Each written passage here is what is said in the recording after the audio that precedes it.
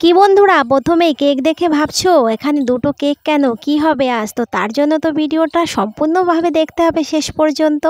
Hello বন্ধুরা, welcome back to my channel. নতুন একটা ভিডিও নিয়ে চলে এসেছি। তো দেখো, আজ আমি একটু সাজুগুজু করব। তো কি জন্য, কোথায় যাব, তোমাদের সবটাই বলবো। তো দেখো, যে শাড়িটা আমি দেখালাম পিঙ্ক কালারে, তো ওই শাড়িটাই আজ আমি পরবো। তো দেখো, আমি একটু হালকা মেকআপ করে নেব। খুব একটা চড়া মেকআপ পছন্দ করি না আমি, তো তার জন্য একদমই সাধারণ একটা সিম্পল একটা মেকআপ করে নেব, যাতে খুব একটা বিরক্ত না মনে হয়। কারণ খুবই গরম পড়েছে, আর গরমেতে মেকআপ করে বাইরে বেরোনো সত্যি একটা অস্বস্তিকর ব্যাপার। তো তার জন্য একদমই একটা সিম্পল একটা সাজ দিয়ে নেব। বন্ধুরা, আমাকে শাড়িটা পরে কেমন লাগছে তোমরা প্লিজ কমেন্টে জানিও। আর দেখো, আমি চুলটা খুব একটা ছেড়ে দিয়ে বা বিনুনি অন্য কোনো স্টাইলে করিনি, জাস্ট নর্মাল একটা খোপা করে ক্লিপ দিয়ে আটকে নিয়েছি। তো দেখো, আমার বোনও রেডি হয়ে গেছে, কারণ আমার বোনও আমার সঙ্গে যাবে।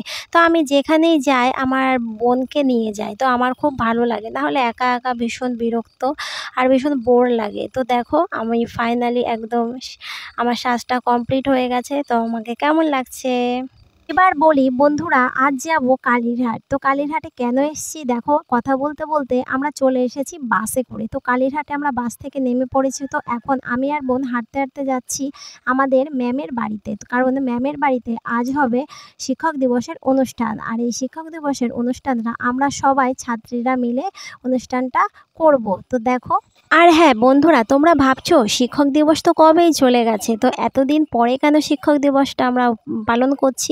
তো দেখো, এর একটা কারণ আছে। আমি বিউটিশিয়ানের কাজ শিখছি এই কালীরহাট, আর এই কালীরহাটে আমাদের ম্যামের বাড়ি। আর ম্যাম চেয়েছে ম্যামের যত স্টুডেন্ট আছে আগের বা নতুন, তো সবাইকে নিয়ে এই অনুষ্ঠানটা করতে। আর দিদির আগের যে স্টুডেন্টগুলো ছিল তাদের প্রায়ই সবার বিয়ে হয়ে গেছে। আর বিয়ের পর দেখো, সবারই একটা সংসারের চাপ থাকে। তো একটা দিন সবাই মিলে একটা জায়গায় একত্রিত হতে হলে দেখো সবাইকে একটা দিন নির্বাচিত করতে হয়। তো দেখো, এই এতদিন পর আমরা একটা দিন ঠিক করেছি সবাই মিলে একটা প্রোগ্রাম করার জন্য। সত্যি খুব আনন্দ হবে। তো দেখো, কথা বলতে বলতে চলে এসেছি দিদিদের বাড়িতে। তো দেখতেই পাচ্ছ, এইটা হচ্ছে দিদিদের বাড়ি, আর এখানেই হচ্ছে পার্লার। তো চলো ভেতরে ঢুকি, তোমাদের সবটা বলছি। আমি আর বোন এসে তো অবাক। তো দেখো কত সুন্দর করে সাজিয়েছে। বোন বলছে এটা কি? তো আমি বলছি এগুলো দিয়েই আমরা প্র্যাকটিস করি, কারণ বোন তো এর আগে কখনো আসেনি। আর পার্লার তো এখানে যেহেতু আমরা শিখি, তো এই রুমটা দেখছো, এখানেই হচ্ছে দিদি আমাদের ক্লাস করায়। আর এই যে এখানে দেখছো, এটা হচ্ছে দিদির পার্লার। দিদির পার্লার, বাড়ি আর আমাদের শেখায় একই সঙ্গে সব কিছু, শুধু রুমগুলো একটু আলাদা। তো দেখো কত সুন্দর বেলুন দিয়ে দিদি ডেকোরেশনটা করেছে। তো আমাদের সত্যিই খুব ভালো লাগছিল। তো আমি শুধু একাই না, অনেকেই এসেছিল। আর এই হচ্ছে আমাদের ম্যাম, দেখতেই পাচ্ছ কত সুন্দর দেখতে, একদমই খুবই সুন্দর দেখতে। আর এই দেখো, এখানে অনেকেই চলে এসছে। তো এখনও অনেকের আসা বাকিও আছে। তো আমরা একটু অপেক্ষা করছিলাম, মানে নিজেদের মতো। তো কখন সবাই আসবে, এক জায়গায় হব, তো সত্যিই খুব মজা হবে। তো এই দেখো, কিছু মানুষ এখানে এসছে।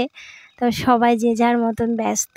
সত্যি সবাই মিলে একটা দিন এক জায়গায় হব, একটু আনন্দ করব, আমাদের ম্যামের জন্য কিছু একটা করব, মানে এটা সত্যি একটা আনন্দ। তো তারপর দেখো, দিদি আমাদের এখানে পকোড়া আর কোল্ড ড্রিঙ্কস দিয়েছিল। তো এখানে প্রায় দেখো সবাই চলেই এসেছে। তো এখন একটু নাচানাচি হবে, একটু মস্তি, একটু দেখো আমাদের ম্যামের নাচ। তোমরা ভিডিওটা সম্পূর্ণভাবে দেখতে থাকো।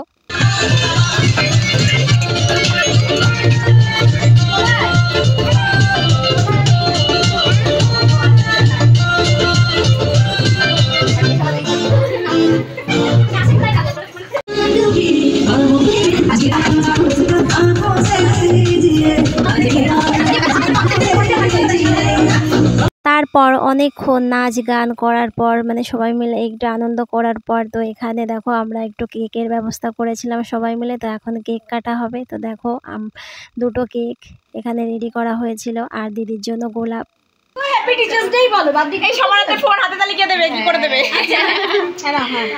Happy birthday, happy teachers day, happy teachers day, happy teachers day, happy teachers day.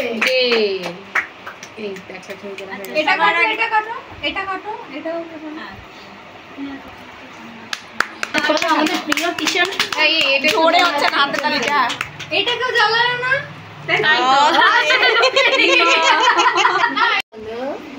ভুলে যাচ্ছে।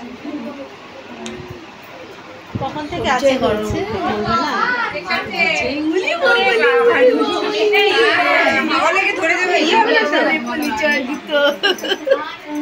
কত সামনে থেকে দৌড়িও না, একটু দূরে যাও।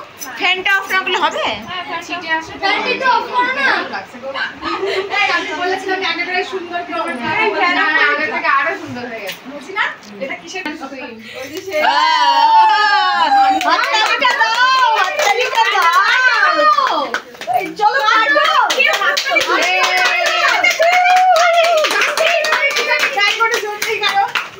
আচ্ছা তোমার কত জোর দেখি চলো। এই যে দিলাম জোরে জোরে। সবাই মিলে এখানে দেখছি দিদি কেক কাটছিল। তো দেখো তোমরা ভিডিওটা সম্পূর্ণভাবে আর শেষ পর্যন্ত দেখো, খুব মজা লাগবে শেষে কি হলো।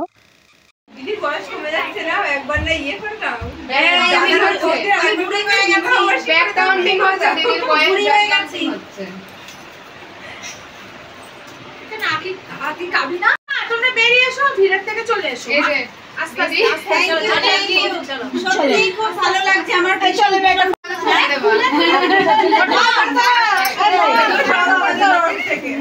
হ্যাঁ হ্যাঁ দিচ্ছি দিচ্ছি। এই আর আরেকটা গিফট আছে, এটা সরিয়ে দাও, হ্যাঁ খুলে নিয়ে দেখো। না না ঠিক আছে, ওই সাইডে দেখো তোমরা দেখো সবাই আমাকে গিফট দিয়ে পুরো ঢেকে দিয়েছে, কিন্তু এটা আমি চাইনি। আমি ওরা সবাই এসে আমি করছে, আনন্দ করছে, এটাই আমার সবথেকে বড় ভালো লাগা।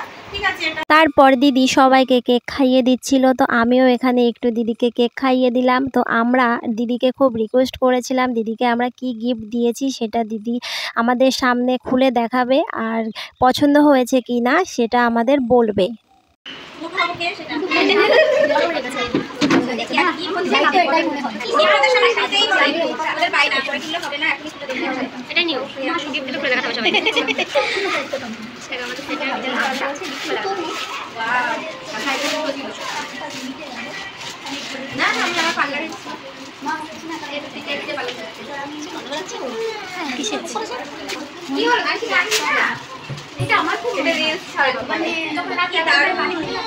কালারটা সেই লাগছে। সেই বাবাকে আজকে দেখার জন্য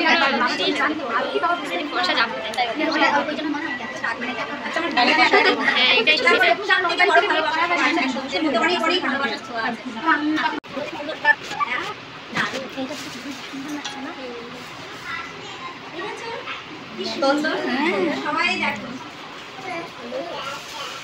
এটাই আমি পছন্দ করেছি।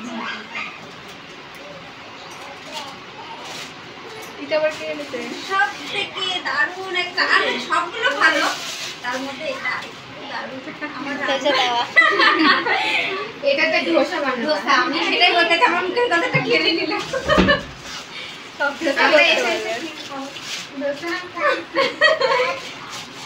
এই যে গিফটগুলো, গিফটের থেকে এর মধ্যে অনেক অনেক ভালোবাসা, এটাই হচ্ছে সব থেকে বড়। প্রচুর ভালোবাসা এটাই।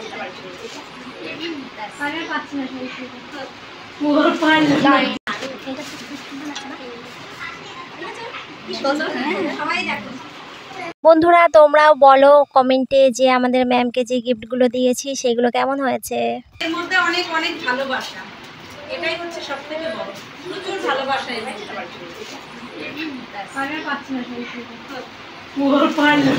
তারপর অনেকক্ষণ সবাই মিলে আনন্দ করার পর তো দিদিদের বাড়ির পাশেই একটা রেস্টুরেন্টে আমাদের জন্য খাবার ব্যবস্থা করেছিল। তো এখানে যে যার মতন সিট নিয়ে বসে আছি। এই দেখো মেনু কার্ড, আর দেখো দিদি আমাদের জন্য ব্যবস্থা করেছিল ফ্রাইড রাইস আর চিলি চিকেন, আর মানে যারা চিলি চিকেন বা ফ্রাইড রাইস খেতে চায় না তাদের জন্য অন্য কিছু। তো দেখো খাওয়া দাওয়া করে এখানে সবাই মিলে দাঁড়িয়ে আছি। তো এখন দিদিদের যেই দিদিদের প্রচুর বড় এরিয়া আছে, স্পোর্টস ভিলেজ। তো দিদিদের এই পুরো এরিয়াটা সবাই মিলে ঘুরে দেখব।